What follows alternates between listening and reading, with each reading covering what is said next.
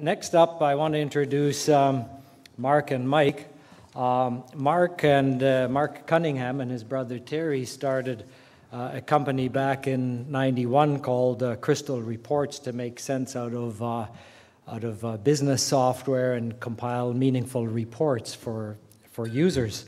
They were very successful with that company and sold it to Seagate Software, which then some years later was acquired by Business Objects and SAP. So when Mark decided to form Indicee Software, I was quite interested, and Mark and I met. In fact, I made a small investment through one of my funds in Mark's company. And I have to confess that when you're making investments in companies, it's not always about the technology. In fact, it's rarely about the technology and the products. Because if you asked me, or if Mark, if you asked me to explain your business to you, I'd be at a loss for words. I wouldn't really understand what you're doing. But what I do understand is that you're a really competitive guy. You do Ironmans, you're a cyclist, you're a surfer, you're a kiteboarder, and you fly around in your own plane from time to time. So if that's not a type A personality, I don't know what is. And as an investor, that's certainly a personal attribute worth taking note of. So I'll turn it over to Mark, and then he'll be followed by Mike. Thanks, Mike. That was quite the intro there. I've never had that was a personal intro, I think. Yeah, so I wanted to talk a little bit today about Indicee, which is my new startup, and tell you some of my experiences with how we got this thing to be fundable. Obviously, 20 minutes is not a lot of time. You could kind of break down any one of these things that I'm talking about, and we could probably spend 4 hours on that one topic.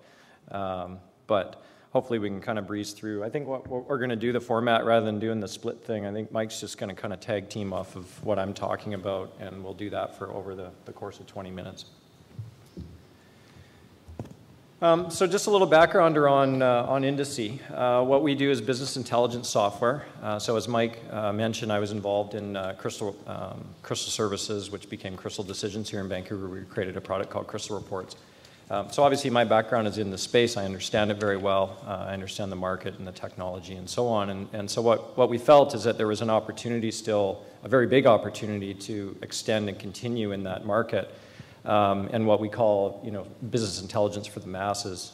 Typically, business intelligence software, if you look at, Business Objects, which is now part of SAP, or Cognos, which is now part of IBM, all of these technologies out there that they call business intelligence, it typically has a very small penetration inside of the normal enterprise, so they only have about 15% penetration. So what we're really all about is getting to the forgotten 80% inside of these businesses who are manually cobbling data together in spreadsheets and doing things in a very cumbersome, time-consuming way. So we wanted to provide a technology to help them to be able to do that better. So I'm not going to that's my commercial for Indicee. We were founded in 2007, which is when we got our seed financing. I actually wanted to put some real tangible numbers up here for people to understand what we did. So we got $1.9 million in seed financing, which spread out. Mostly we did that in May of 2007, and then there was a follow-on of another small amount of money a little bit later, but generally it was all done in May of 2007. To highlight some of the SHRED and the IRAP programs, which are invaluable, we've had over $1 million in SHRED financing through the government programs, which is a fairly significant amount of money and a huge lifesaver for a company like Indicee that's starting out. $620,000 in IRAP, thanks to Riz. Riz is our advisor. Thank you, Riz. And then recently we closed the Series A round of financing last August with Yaletown, which is Mike here, and Granite Ventures, which is down in the Silicon Valley. So we put together a $6 million round. So I don't know if you wanted to give a little intro about. Sure, I'll give a. Just before you do, let me introduce you. Oh. Since you're doing a tag team thing. So this not as interesting as Mark is. So short. Oh, don't shortchange yourself. This is Mike Satterfield. Mike is also an entrepreneur. He's a software engineer, and he started a company called Simba, which was then sold to Pivotal. And some years ago, he co-founded Yaletown Ventures. Yaletown Venture Partners, to be more precise, and Yaletown invests in a lot of our local startup companies, and Mike, of course, is very keen on Mark's company. So over to you, Mike. Terrific. And thanks for joining us. It's altogether too many mics up here. So, 1, 2, 3, that's right. So I'll give you a quick commercial message about what it is that we do. So starting with our position in the market, I guess there are 3 things that position us. First of all is stage. So we're an early stage investor. That's a bit of a moving target depending on what's going on in the market. But for us at the moment, that means a company that's into its product development, maybe not having launched a product yet, and more often than not, not having generated any revenue that's representative of what its long-term business model is. So it may have some non-recurring engineering fees or those kinds of things, or sometimes it's a transition from one business to another. Sector, we look at clean tech, particularly things that are in the energy sector, and information technology. So Mark's company obviously would be an IT company, broadly speaking, and for us IT means just about anything that consumes a compute cycle. And location, British Columbia and Alberta is where we invest in IT. We have a broader patch for clean tech, that's BC, Alberta, Washington, and Oregon. And primarily the difference is that we feel that the market in Washington State is pretty well served for IT, less so for clean tech. So it was an easier place for us to establish a presence south of the border, but our goal is to be a Pacific Northwest investor. I've got 4 partners, and we have 3 full-time staff, as well as, or 4 full-time staff now, I guess, and 3 entrepreneurs and residents, associates, people that come and go who bring industry sectoral expertise here.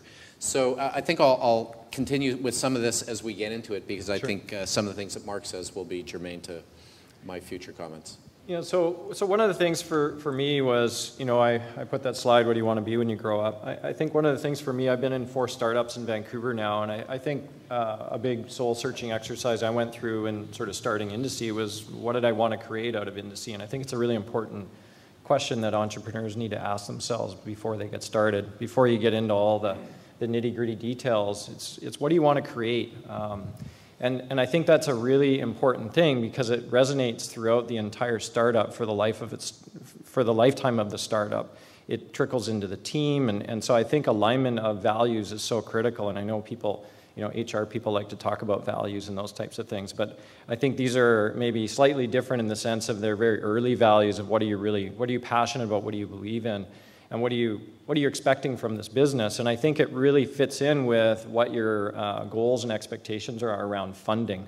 Because I think that if you're setting out to build a company that's a lifestyle type company, that doesn't necessarily align very well with a venture-backed type of a business. And so if you are setting out to create a big business that's a $100 million play or a $500 million play, the chances of you being able to get there without any kind of funding is relatively low, unless you're Zuckerberg or one of these guys that hits it out of the park. But you know how many of those are out there in reality, right? It's very small. So I think there's decisions you have to make right away, and I think you need to start making your bets. For us at Indicee, specifically, we knew that there was a couple of things at play here. Number one is the technology we're trying to build is not simple. It's not something we can just bootstrap in a couple of months and put it out on the market in a minimal viable product type of format, like a lot of consumer products do that. It's the iterate, put it out, try it fails, try it fails, and you can do a whole bunch of stuff in 6 months. We're trying to build stuff that I always joke at the office that Google can't figure it out type thing, right? It's hard stuff, and we only have 17 people in the room. So how are you gonna solve some of these complicated problems? So it requires dollars to be able to do that. So one of the things that we really looked at is what kind of a business are we trying to make here? And I think that if you're going to go for the type of funding where you're getting VC-backed funding, you probably need to be telling a rocket ship ride story, right? It's either going to blow up on the way to the moon or you're going to get to the moon, one of the two. And so I think you need to be aligned with that if you're going to go down the VC pathway for sure. And then, are you playing in the consumer space? Are you playing in the enterprise space? For us, enterprise software, we believe it takes more money to get this stuff off the ground than a lot of consumer type plays. So we really had to align those values, and that was a really important piece. I don't know if you had anything to comment. Maybe it's a good place to just talk about what our model is, because if you Google something like venture capital is dead or venture capital is broken or whatever, there's a lot of discussion right now about companies requiring less money. And I think it's true that certain kinds of consumer-oriented companies can get started with a whole lot less money. You hear about $25,000, $50,000, $100,000 being enough to complete and launch a product. So Mark, I think, would be representative of a different class of company that we tend to focus on, which is one that requires and merits a significant amount of money. So for us, we're looking for companies that need from us on the order of $3 to $6 million over the life of our involvement with a company, and we never invest alone. So more often than not, there will be 2, if not 3 investors at the table. In the case of Indicee, there's one other co-investor who's in the investment with us. And syndication of the deal, sharing the opportunity with other people, is a big part of getting a deal done. So in the case of Indicee, Mark did a great job of taking his company on the road and finding somebody else who was interested in investing. As it happens, it was a firm we'd already co-invested with, and I think that helped to some degree. It helped get in the door. The size of the opportunity needs to correspond with the size of the investment. And just to kind of back into that, when you think about it, Mark has a $6 million investment that he's working with. Most venture capitalists want to own something like 20% of your company at the time the company exits, and they're gunning for 6 to 10 times their money back. We don't often or always get that, but once or twice in a fund, that's the business plan. So if you back into that, you're looking at a company that, let's say it had raised $5 million. The investors own, say, half of the company at the time of exit. Certainly for the 20% that I own, that I paid $5 million for, or might over a number of investments, I need to take $50 million off the table to hit my target, which means the company has to sell for $250 million. So you need to be going after a really sizable market in order to be able to attract that kind of money, because if a market isn't a billion-dollar market or a multi-billion-dollar market, then it's almost impossible to imagine growing a company that has $250 million worth of value associated with it. And that probably corresponds to revenues on the order of maybe $50 million by the time it gets sold. So I think the kind of venture capital that you go after and the scale of company that you're building have to be aligned. I gave you 20%? Not yet, but it's coming. Jeez. I was going to say. I believe I purchased it. I don't remember the term giving being part of the discussion. Us entrepreneurs, we think everything's a gift.